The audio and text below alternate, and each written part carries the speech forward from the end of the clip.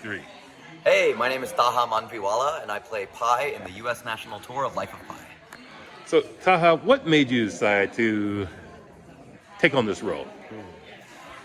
I actually joined the Broadway company back in 2023. So I joined about 7 weeks before they closed as a swing.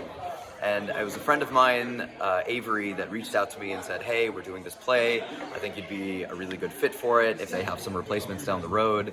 And I remember the first time I saw the show, before the day I auditioned, I sat in the audience and I just quietly wept. It's because I saw someone who looked like me, who had a family dynamic and so many cultural similarities and a vocabulary of things that I have never seen of myself represented on stage before. So on top of the just visual masterpiece that the show is, and the dynamic physical storytelling that Pi gets to do, I thought truly, the idea of a dream role is kind of cliche, but this was the first that really just hit every single category to make me just so desired to do this play. So, your character go through such an emotional roller coaster. What do you do in order to prepare mentally every night to go on stage to do this role?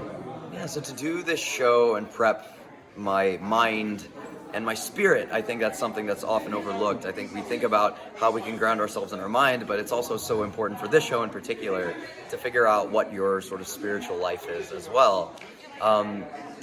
A lot of it is in my body first, so I start with a physical warm-up, a vocal warm-up, making sure that the instrument itself is very tuned and ready to go. I find a lot of mental connection to and through my body because I'm a very physical performer. So once the body is connected and grounded, I find a lot of value in just in literally the 5 minutes before the show, once we're called to places and I'm sitting backstage, I can hear the audience on the other side of that curtain. I take a small moment and I do a little prayer. I sit down next to the bed, I put my hands on the ground, and I just try to feel groundedness, take a couple of breaths, and just really allow myself to sink into this idea of becoming a storyteller and the importance of why do I need to tell this story today? Who am I telling it to?